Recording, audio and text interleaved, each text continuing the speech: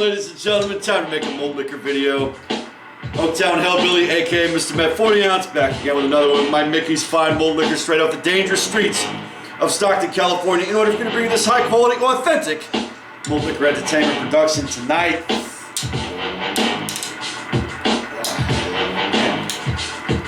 Outstanding. Not a bad cap toss. Mickey's Fine Malt liquor label out.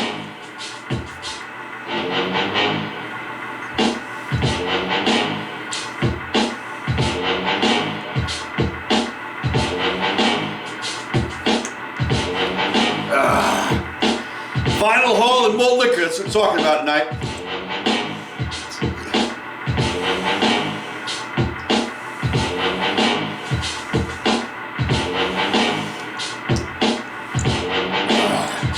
Beautiful, delicious.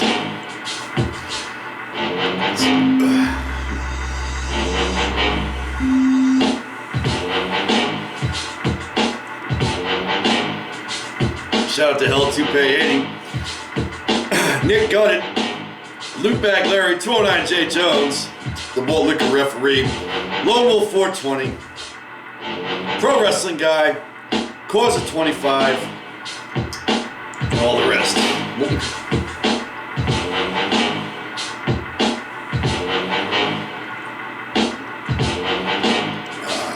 Outstanding. Alright, let's get into all this here. Without further ado, I had a decent haul. This is going to be a big one. It might be a bit of a long one, so settle in.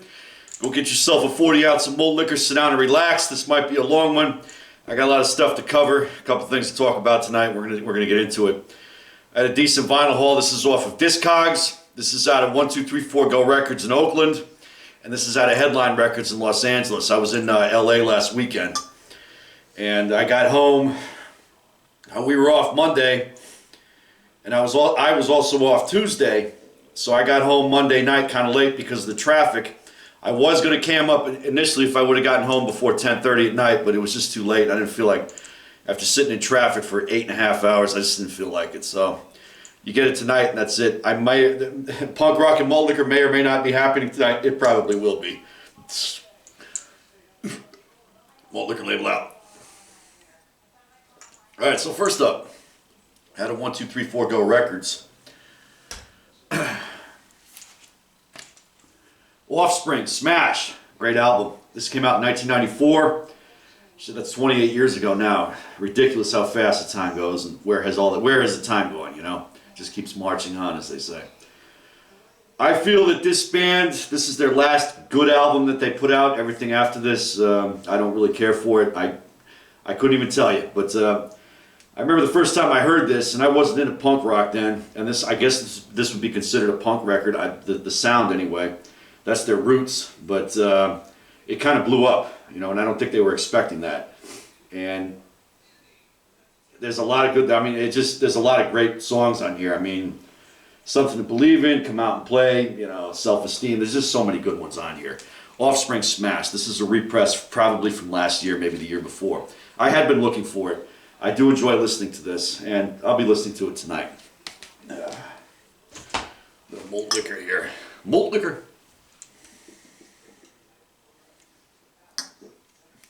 That's the star of the show, ladies and gentlemen. Up next, Misfits, Evil Live. I believe this is a compilation of different live recordings from back in the day. It's a Misfits album. I saw that they had it at 1234 Go. I said, yep, I'm going to get it. Pretty much anything that says Misfits on it, I'm going to pick it up. I love the band. I had the great fortune, if you look behind me over there, that's the poster from the Oakland show in 2019. I had the great fortune to be able to see them, the original lineup. And, you know, I guess I could die in peace now. Misfits, Evil Live. This one was cheap. It was only 20 bucks. Let's set the tone here. Set the tone a little bit.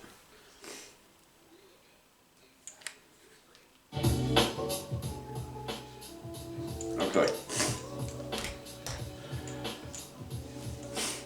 Also, 1234 Go. Dropkick Murphy, Sing Loud, Sing Proud.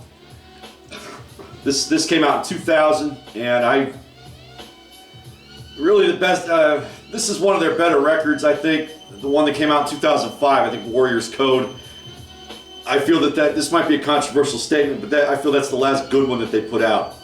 You know, it's the same formula every time, but I do like this one. It's for Boston is on it, even though I got a New York Mets ball cap on. I don't like Boston. I don't like the Red Sox, none of that kind of shit. The Bruins, I can't stand them.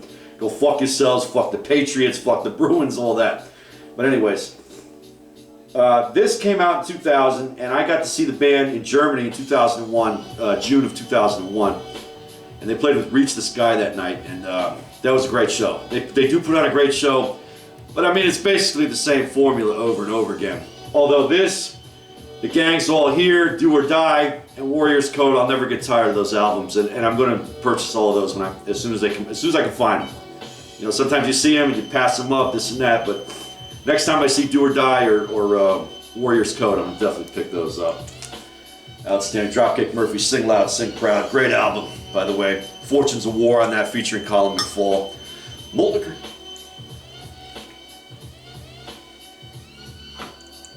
Ah, delicious. A jazz album is up next. Stan Getz and the Oscar Peterson Trio. This came out, what year did this thing come out? 1957. I feel that the jazz from the late 50s is probably the best. As it goes into the 70s, they were experimenting more with electric bass and guitar, so that's fine, it works. But this is a great album. I've heard it before, and I saw it. They had it at 1, 2, 3, 4 Go, and it was dirt cheap too. It's 18 bucks. So I was like, yep, that's not really dirt cheap, but that's a good price. This is a great album. It's a new pressing. It doesn't really say when, but it did come out in 1957, October of 1957. Outstanding. The Stan Getz and the Oscar Peterson Trio. That's going to get a listen tonight. Last night I listened to Miles Davis, Kinda Blue, which I have here. I have the mono recording. As a way to unwind from the week. This was just last night's listening, it is what it is. That's probably my favorite jazz album that I've ever heard. And I'm very limited with that. Malt liquor.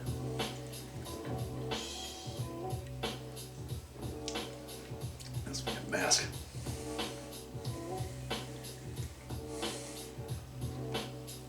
Ah, delicious. Up next, The Clash, live at Shea Stadium, October 1982. Now, we know that the Mets didn't make the 82 playoffs, because that's one of the black hole eras of Mets baseball. But we all know the Shea Stadium was rocking that night. This has some good ones on it. Let's see. London Calling, Rock the Casbah, Career Opportunities, I Fought the Law, Should I Stay or Should I Go? The rest of it, I mean, Guns of Brixton is also on here. The whole thing is good. It's definitely listenable. I had this on CD a few years ago, and I haven't listened to it probably in 10 years or so, but it's going to get a spin tonight after this masterpiece is over with, trust me. The Clash, live at Shea Stadium, great album. Great live album. So what happened over the weekend, last weekend,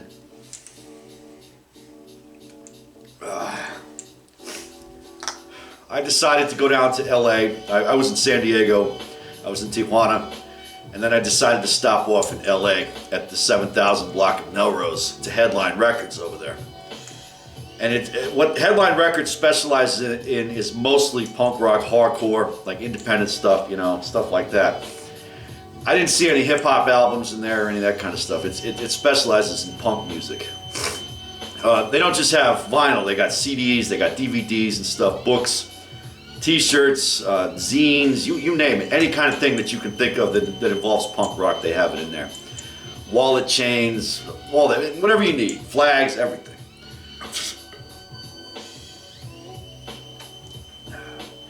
I absolutely love the shop. The gentleman that runs it is a very nice guy. He'll sit down and talk to you about music for a few minutes or whatever. Even though it's busy in there, he'll take the time to talk to each customer. I like the guy. Unfortunately, I didn't get his name, but I'm sure you can look it up. But I found two gems in there that I didn't even know was pressed on vinyl. I had no idea. I thought it was a CD only. And that's the U.S. Bombs Live in America 2001. This is it's a compilation album of certain live stuff that they did in 2000 and 2001 all over the United States. It's not the best recording, but it's very punk rock. And this was put out on Dwayne Peters' Disaster Records, which is now a defunct label. But I had no idea that it even existed on vinyl. I'm sure this is rare. It's not a new copy. I already played it. It plays fine. It's been played before. It has a little bit of surface wear on it, but other than that, it's an excellent copy. Plays fine. And it's pretty true to the original sound, which was terrible anyway. I know 209 J. Jones will tell me how terrible punk rock music is, and he's not wrong about that. I've said it before, you know. Outstanding. U.S. Bombs Live in America 2001.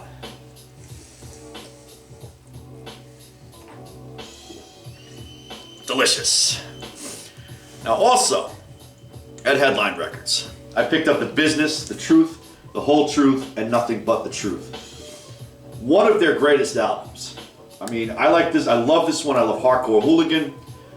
And I love, obviously, Suburban Rebels is my favorite. But those two are right up there with it. And there's another one that came out, I think on Epitaph. What the fuck is the name of it? I don't remember it. It'll come back to me. Too much malt liquor today, ladies and gentlemen. This has Spirit of the Street, Crime of the Century, Informer, Justice Not Politics, Hardcore Hooligan is on it. You know, Hardcore Hooligan, that it's basically a compilation, but they did take some other stuff and put some fresh shit on there. Outstanding. Crime of the Century. I mean, this right here, it's typical The Business. It is what it is. This is a 2019 repress on the Burning Heart label, which is Swedish. So it's a Europe-only release, but he had a copy of it in there, and I was shocked to see it. If you go look on Discogs and you try to find this, you're going to pay out the ass for it because of shipping. It is what it is. That's how it goes. You want it, you're going to pay it. But this one was only, I think it was only 22 bucks or 25 bucks. Can't beat that, so I bought it immediately. I highly recommend going to Headline if you're into punk. Even if you're not into punk, you might find something that you do like in there. Now for Discogs. We'll get into the Discogs haul in a minute. Let's get some of this malt liquor down.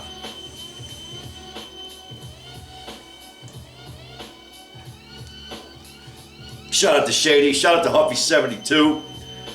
Holding it down. Huffy72. Hopefully we can get some sort of a, I don't know, a vinyl showcase from you, sir. That would be great. Malt liquor.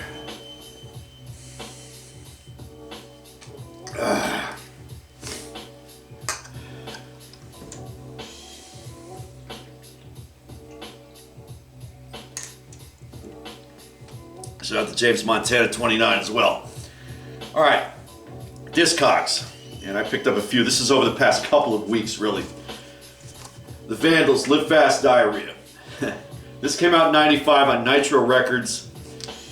I guess it's technically considered the new sound. It's not, you know, the Peace Through Vandalism EP, which is my favorite, but this is right up there. It's good. It's pop. I guess it's more poppy than the original band, whatever, but it still sounds good. The lyrics are pretty hard hitting for what it is. And, you know, this is, I mean, punk is whatever you want it to be. The first time I heard this, you know, at that point I was getting into Black Flag, I was into Agnostic Front, and I'm listening to Vandals, I'm like, I expected it to be a little bit more hard. The same day I heard the Peace Through Vandalism EP, and I said, this sounds like two different bands.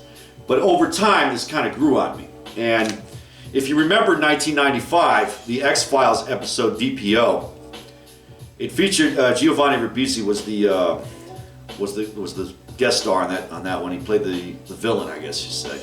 Darren Peter Oswald. And he was wearing a Vandals shirt the whole time, and they kept playing some of the music throughout the episode from this album.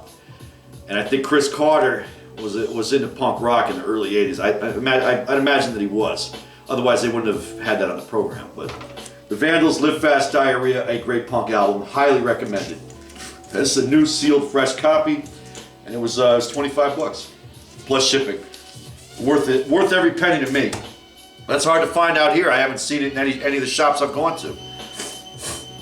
All right, and there are two of these coming up. Sick of It All, Death to Tyrants, 2006. I'd say the best one on here is Take the Night Off, but the whole album is pretty killer. You know, it's a standard Sick of It All release. At this point in their careers, they're 20 years into it, and it was getting to, a lot of it was kind of sounding the same. You know, and they put out, shit, I can't remember which one came next after this, 2010s. I didn't think that one was that great. I can't even think of the name of it right now. But then they came out in 14 with Death to Tyrant, or not Death to Tyrants, Last Act of Defiance, which I've showcased in a previous video. And that's getting back to the roots more, you know. This is a typical Sick of It All record. It's good listening. It's high energy. It's good to listen to when you work out. Although when I do work out, I don't do it on the turntable. I use my Spotify or whatever. But Sick of It All, Death to Tyrants, and very relevant then, relevant now, relevant 5 years from now, relevant 10 years ago, 15 years ago, 20, whatever. It's always very relevant. Outstanding. Now, obviously, in the news, there's some stuff going on. I am not political. I don't give a shit. I don't talk about politics on this Malt Liquor channel. This Malt Liquor channel is about one thing and one thing only. This fucking 40 ounce of malt liquor right here, and that's it. And of course, we showcase vinyl records. That's what we do here. And talk about punk rock. We talk about gangster rap. We talk about hip hop. We talk about jazz. We talk about music. And we talk about vinyl while we drink malt liquor.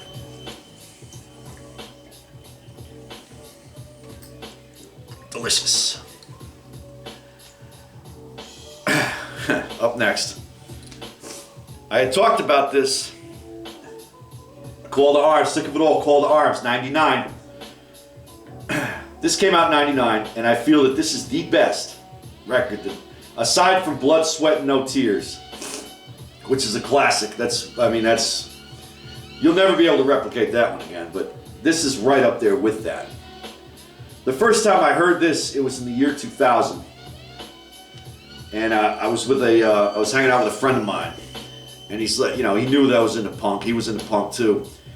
He said, "Hey, have you heard that new Sick of It All?" And the year 1999. I was in the Army at the time, and I said, "No, I ain't heard it yet." And I said, "I have to be honest with you. I haven't gotten into that band. I don't know that much about them." And he goes, "Dude, it's New York hardcore. You listen to AF and all this other shit. You should definitely be listening to Sick of It All. You know, this is a great album." So he puts it on, and immediately I was hooked. That same day, when we were in downtown Frankfurt, I said, I gotta get that. You know, I definitely gotta get that. We'd gone to the red light district, and then actually it was the next day before we went back, you know, back to Baumholder. So I said, I gotta get that Sick of It All. I walked into the HMV. I said, I need Sick of It All, Call to Arms. The girl was like, we have it. I said, good, I need a copy of that CD. Outstanding, great album, and I'm glad I got it in vinyl. I had been looking for this. I thought that the last repressing was like maybe 5 years ago or whatever. For the 30th anniversary, they repressed a lot of their stuff, and I was shocked that I couldn't find it locally, so I had to go on Discogs, and I found it on Discogs. It was cheap. I mean, it was like 20 bucks, I think, 22 bucks plus shipping. Worth every penny, and this will definitely get a spin tonight. Malt Liquor label out.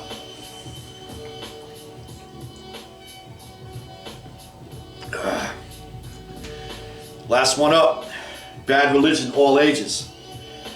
This is essentially a compilation album of the first 5 years of the band or so. Unfortunately, Bad Religion 80 to 85 was never pressed on vinyl. It's CD only, and that one has a lot more stuff on it. But this has all the greats on it. I mean, I Want to Conquer the World, Do What You Want, Modern Man, We're Only Gonna Die, Flat Earth Society. What else is on here? 21st Century Digital Boy, Atomic Garden, Fuck Armageddon, This Is Hell. I mean, this is great. I had this on CD back in the day. I listened to it, I almost damn near wore it out. That and with this band, it's hit or miss, but I feel that the early stuff is great. Suffer is all right. That's the one everybody loves. You know, they call it the quintessential. And the one that most people are not really into, but I love, is the Gray Race. That's probably my favorite that they ever did. And that was definitely the last good one that they put out. Everything after Gray Race has been trash, in my opinion. You call it what it is, but, you know, I'm pretty brutally truthful about that. But Bad Religion, All Ages, this will also get a spin tonight. It's going to be all punk rock tonight, and I'll finish the evening with some jazz. We're going to do all that. That's it. That about covers it. Last night, after I listened to Kinda Blue, I put on TSOL, and I actually spun it twice. That's how good of a record this is. It's just their self-titled debut album. Malt Liquor.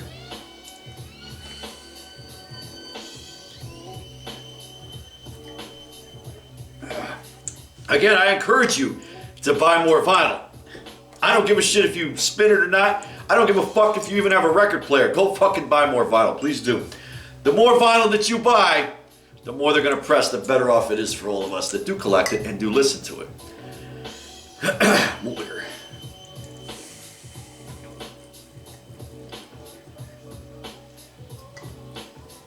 Delicious.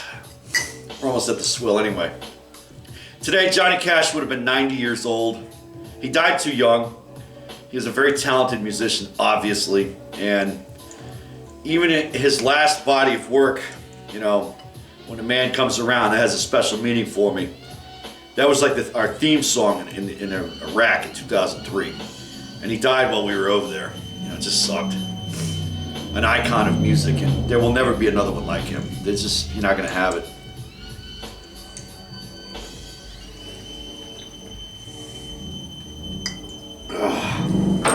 Approaching the swill. Some people call it the swill. I call it the best fucking part of the whole goddamn thing. Approaching the motherfucking swill. It's an Oaktown Hellbilly exclusive. Outstanding. Alright.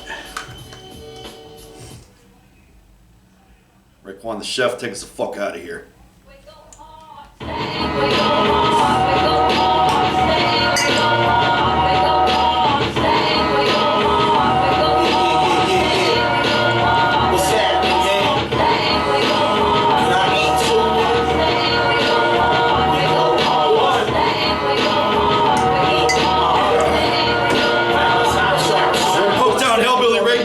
Fucking phone, Dorf. Rate, comment, subscribe, whatever the fuck you gotta do. Get the fuck out of here. Holy girl. I only run for the bread like